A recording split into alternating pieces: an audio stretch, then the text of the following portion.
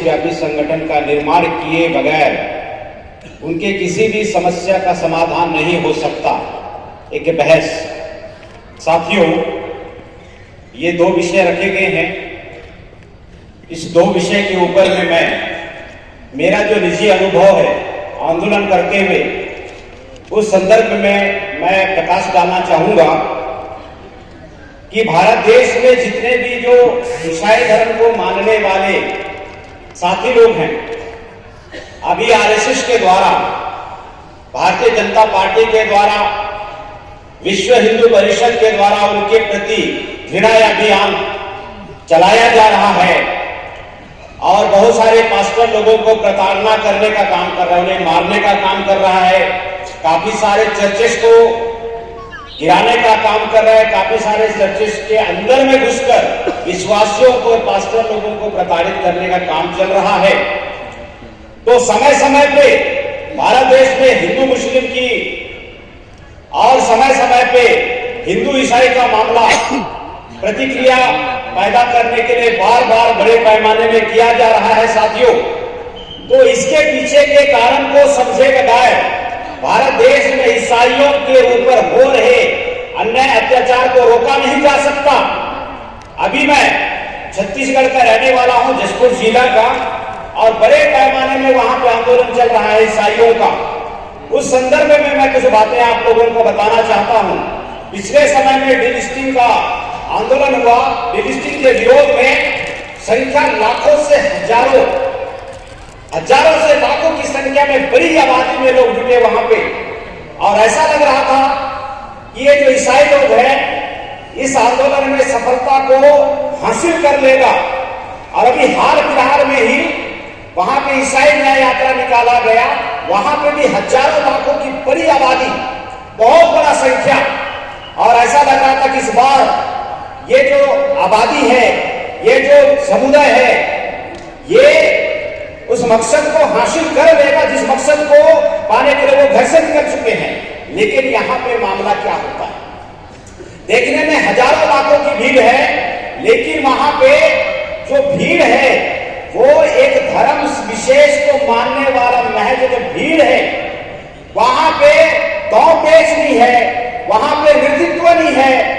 उसके वजह से सटीक रणनीति नहीं होने के वजह से डिलिस्टिंग के विरोध में जो बहुत भारी आंदोलन निकाला गया था और ईसाई न्याय यात्रा निकाला गया था बड़े तादाद पे, वो आंदोलन धरा का धरा रह गया। क्यों धरा का धरा रह गया? क्योंकि ईसाई धर्म को मानने वाले लोगों को ऐसा लगता है कि ये भीड़ ही सब कुछ है। अगर भीड़ ही सब कुछ होता तो हमारे भारत देश में मूल निवासी समाज के 97% जो लोग हैं, ये 3.5% लोगों के गुलाम कैसे हो जाते? अगर भीड़ ही सब कुछ होता।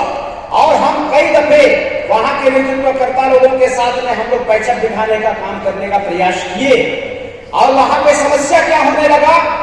वे जो ईसाई समुदाय के प्रतिनिधि छोटे छोटे समूह बना के उस समस्या के समाधान में लड़ने का भरपूर प्रयास करने लगे। मैं उनको बताता था कि अगर समस्या राष्ट्रीय स्तर का है तो समाधान भी राष्ट्रीय स्तर का आपको बनाना पड़ेगा। अगर आप ऐसा नहीं करेंगे तो बहुत दिक्कत है, क्योंकि जिस इंसान की कमर की साइज अगर 36 इंच का है, आप उसको 32 इंच का जींस पहनाने का प्रयास करेंगे तो वो घुटने तक अटक जाएगा। हम लोग उसको छत्तीसगढ़ में सटक जाएगा बोलते हैं, घुटने के ऊपर जाएगा नहीं तो पैंट पूरा पहन नहीं पाएगा। और हमारे ईसाई धर्म के मानने वालों की छोटी सी बात समझ में नहीं आ रही है, क्योंकि समस्या विदेशी ब्राह्मणों के द्वारा राष्ट्रव्यापी निर्माण किया जा रहा है, और वो जो समाधान है वो जिला व्यापी करना चाह रहा है, प्रदेश व्यापी करना चाह रहा है। तो ऐसे में नहीं होगा। ये एक समस्या है। दूसरा समस्या क्या है साथियों? जो ईसाई धर्म को मानने वाले जो प्रतिनिधि हैं, वो जट समुदाय के प्रतिनिधि होने के साथ में उनकी एक दूसरी आइडेंटिटी है, और वो आइडेंटिटी है वो कांग्रेस पार्टी के भी प्रतिनिधि हैं। कांग्रेस पार्टी के भी वो पदाधिकारी हैं, कार्यकर्ता हैं। तो वे कैसा प्रतिनिधित्व करते हैं? वो कांग्रेस के एडवाइजरी लेके वो प्रतिनिधित्व करते हैं। वो आरएसएस के बारे में बोलते हैं कि आरएसएस ईसाई के विरोध में काम कर रहा है, भाजपा ईसाइयों के विरोध में काम कर रहा है। और आप हैरान हो जाओगे सुन के कि उसी भीड़ के द्वारा कांग्रेस का भी समर्थन किया जाता है। जो समस्या पैदा कर रहा है उसका विरोध एक तरफ करता है और पलक झपकते कांग्रेस के नाम से उसी विदेशी ब्राह्मणों के समर्थन में उसी भीड़ के लोग रहते हैं। समस्या का समाधान कैसे होगा? बड़े जोरदार नारे लगते हैं छत्तीसगढ़ में साथियों। पदाधिकारी लोग बोलते हैं हम लड़ेंगे, उधर से आवाज आती है हम जीतेंगे। लड़ना किससे है डिसाइड ही नहीं किया, हम बार बार बोल रहे हैं सबसे पहले दुश्मन निर्धारित करना पड़ेगा। और इस मामले में हमारे भारत देश में भारत मुक्ति मोर्चा नाम का एक संगठन है जो प्री डिसाइडेड दुश्मनों से बड़ी तादाद में लड़ रहा है और वो आजादी हासिल करने के लिए लड़ रहा है। यहाँ पे जो सब्जेक्ट लिखे जाते हैं मैं बताने का प्रयास करता हूँ। 6 लाख संगठन की औकात भी है साथियों कि ये विषय रख सके और इस विषय के ऊपर में चर्चा कर सके। लेकिन भारत मुक्ति मोर्चा बकायदा सब्जेक्ट लगा के विषय पे चर्चा करती है और पूरे 6 लाख संगठनों में भारत मुक्ति मोर्चा सबसे यूनिक संगठन है। मैं ट्राइब कम्युनिटी से बिलोंग करता हूं, मैं ईसाई धर्म को भी मानता हूं, लेकिन मैं जब से हमारे मूल निवासी विचारधारा को मैं भारत मुक्ति मोर्चा के मंच से, बामसेफ के मंच से, राष्ट्रीय क्रिश्चियन मोर्चा के मंच से जब मुझे सुनने का मौका मिला तो मैं लोकल किसी भी ईसाई समुदाय के संगठन को मैं परिपक्व नहीं मानता हूं, क्योंकि उन्हें दांव पेश नहीं होने की वजह से जो बहुल ईसाई आबादी है बड़ी संख्या में उनके लिए भयंकर संकट निर्माण करने का काम यही प्रतिनिधि लोग कर रहे हैं। क्योंकि साथियों विश्वासियों का जो समूह है वो आंदोलनकारी समूह नहीं हो सकता और इसी गलतफहमी में पूरे भारत में संकट बना हुआ है। क्योंकि भीड़ को देखने के बाद में हमारे छत्तीसगढ़ में कहावत है पाव रोटी जैसा फूल जाना। आप लोगों को तो पता है ब्रेड के जैसे फूल जाना। हमारे छत्तीसगढ़ में दो ऐसा, उसको महाराष्ट्र में वड़ा बोलते हैं, नहीं पाव बोलते हैं। तो वो जो फूल जाता है ऐसा, तो भीड़ को देख के हमारे प्रतिनिधि लोग फूल जाता है पाव रोटी जैसा। उसके बाद में हर बार धोखा खाते हैं। अभी जशपुर जिला में पिछले साल में सिस्टर विवाह के ऊपर में एक भाजपा की पॉलिटिशियन है, उन्होंने चाटा मारने का काम किया, उसके बाद वो नोचने का काम किया और पूरा जशपुर जिला पूरा आंदोलन में पूरा समा गया साथियों। लाखों की संख्या में विरोध रैली निकलना शुरू किया।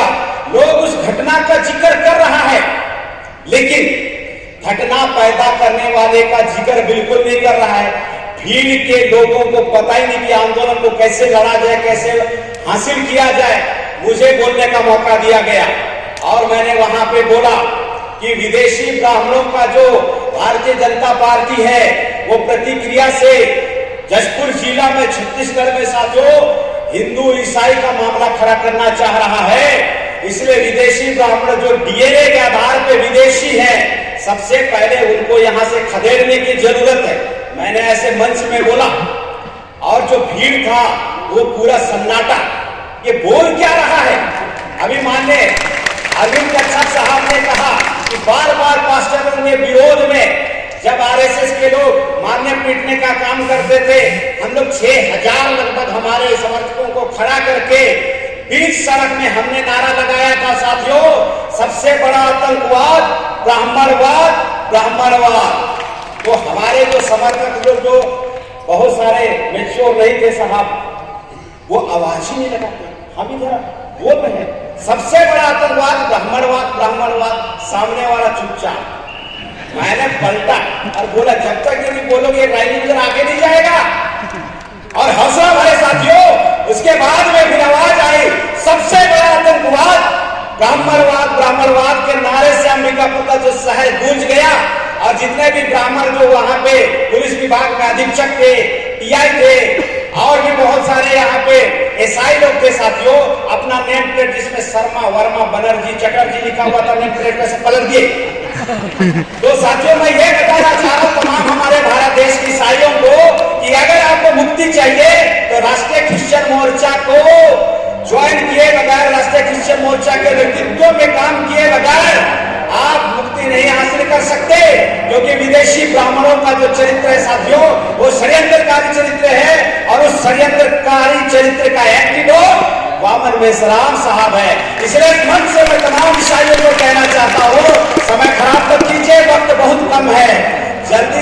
बल्कि पूरे प्रदेश के ईसाइयों से एक पुरजोर अपील है, एक छोटे भाई के नाते आप इस बात को मान लीजिए कि मुक्ति का मार्ग राष्ट्रीय क्रिश्चियन मोर्चा ही है। इस मौके पर इतनी बातें कहते हुए अपनी बातों को समाप्त करता हूं। बहुत बहुत धन्यवाद। जय मुरलीवासी। धन्यवाद सर।